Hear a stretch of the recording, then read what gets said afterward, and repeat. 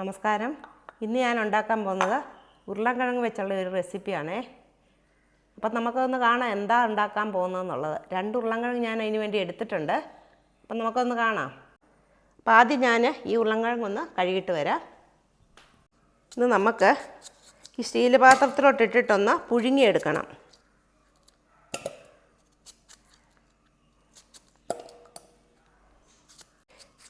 പ്രാവശ്യം കിട്ടിയ ഉരുളക്കിഴങ്ങ് അത്ര പോരാ, എന്തൊക്കെയോ കേടുണ്ട് അതിനകത്ത്. ഞാൻ ആ കേടുള്ള ഭാഗം അങ്ങ് എടുക്കുന്നില്ല.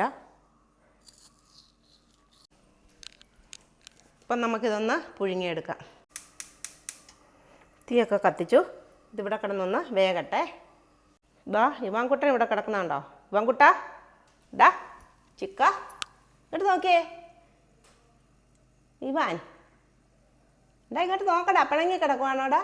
പുറത്തു വിടാത്തതിന് പിണങ്ങിയാന്ന് തോന്നുന്നു. നമുക്ക് അതോ അങ്ങ് അടച്ചു. അതിനാ എന്തൊരു ഗൗരവമാണെന്ന് നോക്കി അവൻ്റെ മുഖത്ത്. പിണങ്ങി തീർത്ത് കെട്ടിയിരിക്കുന്നു. ഡാ നോക്കുന്നില്ല, മറ്റേ വിളിച്ചാൽ നോക്കുന്ന അവന്. ചെറുക്ക എന്നാ പിണങ്ങി കിടക്കുന്നേ? മുഖം വെട്ടിച്ച് കണ്ടോ? കുറച്ച് പുതിയ ചെടികൾ വെച്ചു. പുതിയതല്ല, നേരത്തെ ഉള്ളതാണ്. അതിപ്പം കുറച്ച് ചട്ടിയും കൂടെ മേടിച്ചതേ ഇതുപോലെ വെച്ചു. വളർന്നു വരുമ്പോൾ ഇതുപോലെ ഇരിക്കും. ഇത് ഒത്തിരി പേര് ചോദിച്ചു പ്ലാസ്റ്റിക് ആണോ എന്ന്. ചിലർക്കൊന്നും മനസ്സിലാകുന്നില്ല ഇത് പ്ലാസ്റ്റിക്കാണെന്ന് പറഞ്ഞു. ഇത് ഒറിജിനൽ പ്ലാസ്റ്റിക്കാന്നേ വിചാരിക്കത്തുള്ളൂ. കണ്ടോ? ചിലരൊക്കെ ചോദിക്കും ഇത് പ്ലാസ്റ്റിക് ആണോ എന്ന്.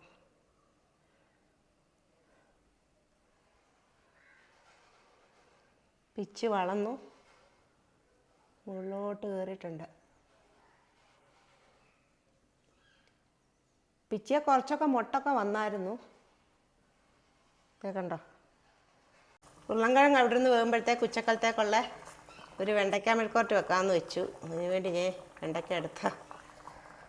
അപ്പോൾ അതും കൂടി ഈൻ്റെപ്പം അത് വേകുമ്പോഴത്തേക്കൊന്ന് അരിഞ്ഞെടുക്കാം. ഉരുളക്കിഴങ്ങ് അവിടെ നിന്ന് തണുക്കുമ്പോഴത്തേക്ക് ഞാൻ ഇപ്പുറത്തോട്ട് മെഴുക്കുവരട്ടിയും കൂടെ വെക്കാം.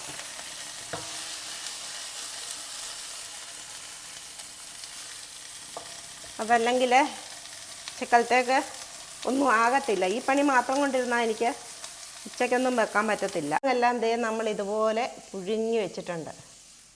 ഇനി നമുക്കിതൊന്ന് ഉടച്ചെടുക്കണം.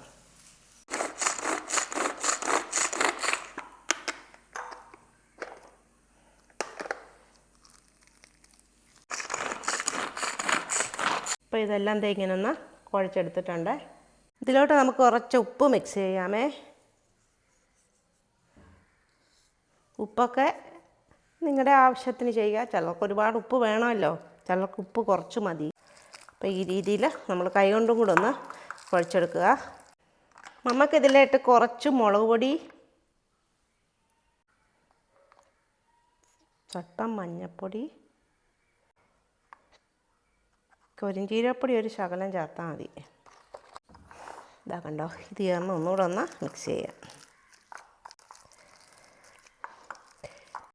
മെഴുക്കുവരട്ടി നന്നായിട്ട് മൊരിഞ്ഞു. ഇനിയും നമ്മളിതെടുത്ത് അപ്പുറത്ത് കിച്ചണിലോട്ട് വെക്കാം. ബാക്കി ഇനി നമുക്ക് ഈ ഉരുളക്കിഴങ്ങിൻ്റെ റെസിപ്പി ഒന്ന് കാണാം.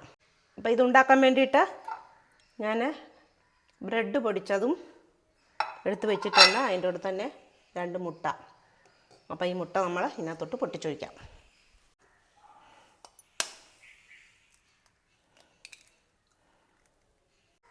ഇപ്പോൾ ബ്രെഡ് പൊടി ആയിട്ടുണ്ട്, മുട്ടയായിട്ടുണ്ട്. അപ്പം നമുക്കിനി അടുത്ത എന്താണെന്ന് വെച്ചാൽ ചെയ്യാം. ആദ്യം നമുക്ക് ഇതിങ്ങനെ എടുത്തിട്ട് ഈ ഒരു രീതിയിൽ പരത്തിയെടുക്കണം. നമുക്കിഷ്ടമുള്ള ഷേപ്പിൽ പരത്തിയെടുക്കാം. എന്നിട്ട് മുട്ടയിൽ മുക്കുക.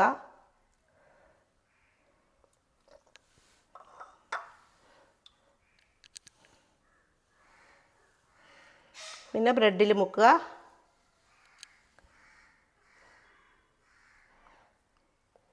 ഇതുപോലെ വെക്കുക.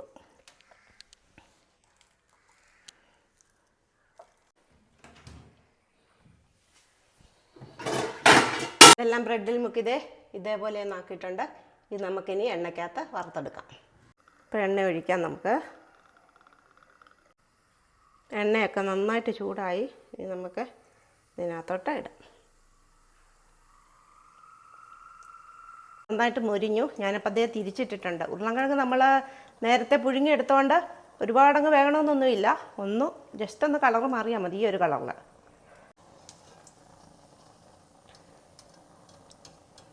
ഇത് ഞാൻ കോരി എടുത്തിട്ടുണ്ട്. ഇത് കണ്ടോ?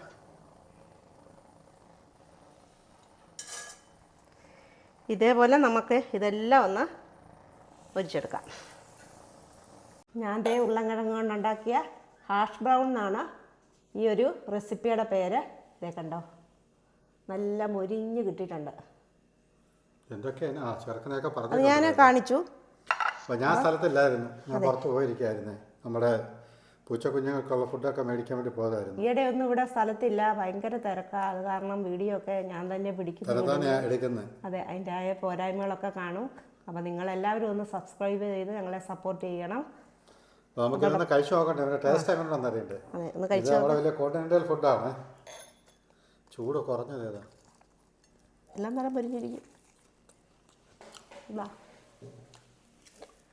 നല്ല രുചിയാ, നല്ല ടേസ്റ്റി ഫുഡാണ്. മണിക്ക് ചായയുടെ കൂടെ ഒക്കെ നല്ല അടിപൊളിയാണ്. നല്ല ചൂടായിട്ട് കഴിച്ചു കഴിഞ്ഞാൽ എന്താ രുചിയാണെന്നറിയാമോ? സ്കൂളിൽ നിന്ന് കുട്ടികൾ വരുമ്പോൾ അവർക്ക് പെട്ടെന്ന് കൊടുക്കാവുന്ന ഒരു ഡിഷാണ്. സ്കൂളിൽ നിന്ന് എളുപ്പം ഉണ്ടാക്കാവുന്ന ഡിഷാണ്. ഞങ്ങളുടെ ഈ വീഡിയോ ഇവിടെ പൂർണ്ണമാവുകയാണ്. എല്ലാവർക്കും ടാറ്റ, ബൈ ബൈ.